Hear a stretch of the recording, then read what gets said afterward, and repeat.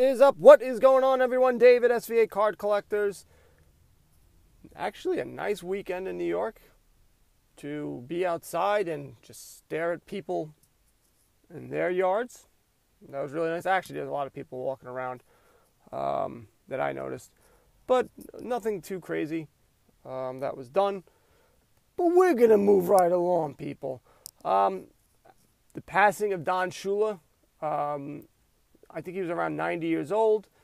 I know he was the coach for the Colts. What I really know him as, I know him as the coach of the Dolphins. That's what I think of, because he was, always the guy beating the Jets with Dan Marino and Mark Duper and Mark Clayton. I don't remember running back, but that's how I know him. That's, what I remember. Not the fact that the Jets beat them in Super Bowl III. Yeah. What? But whatever. So he passed. In sports card news, I'll go a little bit sports card news. PSA is starting to accept bulk,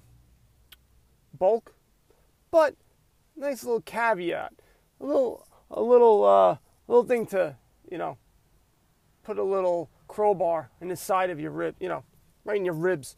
They're calling it value subs. Each value submission may only contain cards from one of these four categories: 1971 and earlier, 1972 to 2016, 2017 to present, and then TCG cards, I guess Pokemon, Yu-Gi-Oh, Magic the Gathering, all those cards get locked up in there. So if you have a 2016 Alonzo, Vladimir Guerrero, it ain't going, buddy. You have to have a separate one. And so it's a little, that's a jerk thing to do. I don't know why. Maybe they have, I don't know. I have no idea why the cutoff. Doesn't make too much sense to me for that cutoff, but it is what it is. That's what they have. I will be doing a podcast later on talking about the price differences between SGC and PSA. I think SGC is starting to make a mark, starting to dent a little bit. So I think they may be something to look at. I don't know if it's in all instances, so I wanted to take a look at it, and I'll report back to you guys. We'll report back. Also, what did I have here? There was an article in Sports Illustrated talking about how, sports cards are booming, and it's due to the pandemic or something like that. Basically, the gist of it is it's the case breakers. People want to gamble. They want to spend their money, and they're spending their money on case breakers. People are watching. People open cards. So there's more to it. I would suggest checking it out. Again, it's Sports Illustrated. Type that in the Google, Sports Illustrated sports card pandemic, and I'm sure it'll pop up there. It's a pretty long read, so it'll give you something to do. Very nice. Over the weekend, I had posted, if you go on svacardcollectors.com, an article about, can I store my sports cards in the garage, attic, and maybe I should have put basement as well. And really, basement is what I know about. But I did some research on it, and basically, what you really want to look out for is the humidity.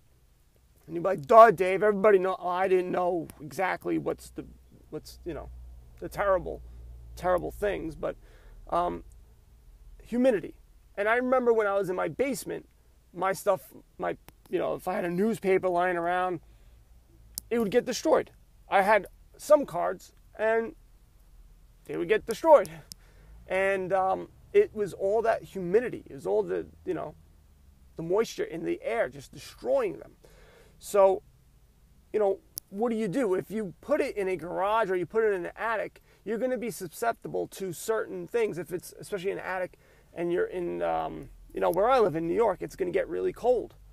And sometimes the cold isn't bad.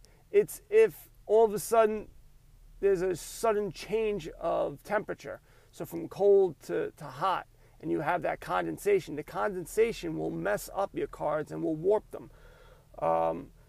Even in PSA cases, They're not, check and see. You'll see even like the labels will get messed up.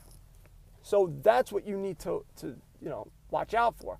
And even I saw some things in forums where people saying just in extreme heat, they would crack. I haven't seen that so much. I'm sure people have, and maybe in the newer cards they have. I do know in hotter temperatures in newer cards, you're going to get stickiness, especially with humidity. If it's like in Florida or in Puerto Rico, where I bought my 1992 Bowman cards that were really sticking. So it was an issue. So hot or cold, no matter what, if you have humidity in the air, it's going to damage your cards. I don't think if it's there for like a week or two, you're screwed. But if you have them stored for long periods of time, years, they're going to get damaged. They're going to start smelling, and they're done for. Obviously, you have put them in a penny sleeve and you put them in a top loader, and you can also put them in a cardboard box. But even that cardboard box is going to get a little messed up after a while. And so the best thing to do is, what I looked at was, well, how do you determine, if you have humidity in the air? Because it's not always obvious. So I looked up and I had this, but I didn't know what it was called when I had it in my basement, when I lived in a basement way back when. And it was called a hygrometer. And basically it tells you the temperature and it gives you the relative humidity of your place. And again, guys, if you guys are just collecting, you're like, dude, I just want to have fun. This may not be for you. But if you have something like thousands of dollars of cards, tens of thousands of cards, and you want to make sure, you don't want something as stupid as humidity. You're keeping it under your bed and it's dark, maybe it gets a little cool, and if you have humidity in the air, you just keep it there, and then all of a sudden, you're not like me looking at it every 2 minutes, every day going, ooh, my precious. And it could mess up your cards. So hygrometer, it's like less than $10. Plus, you can just use it around your house, so you have you can check your temperature. I don't know why you would need that outside of that, but it'll check the humidity. And from there, if you do have if it's really humid and it's a problem, you get yourself a dehumidifier. The one that I suggested in the article was one really similar. I don't know if it was the exact one, but I think it was.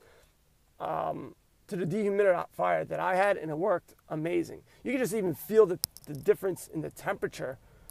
You just felt different. You felt better. It felt like, I don't know, I can't explain it, but it works.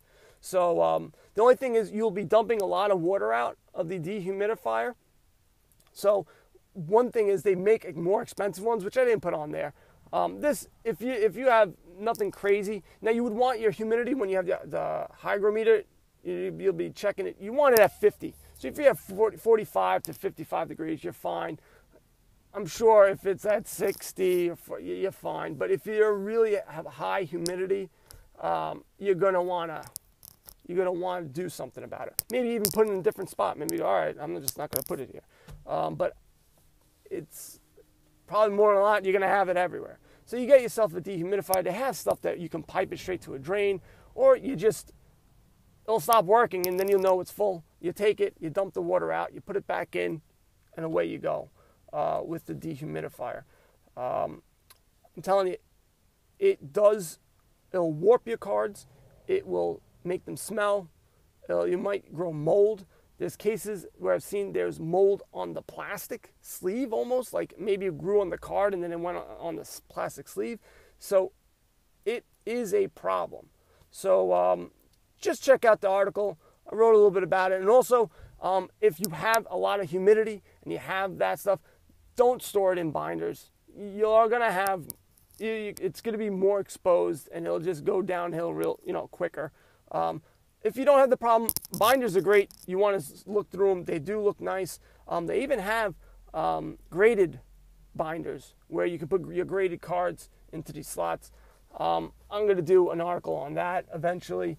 My next article and what I'll be working on is trying to unbrick cards. I have that 93, I believe, Upper Deck with the golden Derek Jeter rookie card.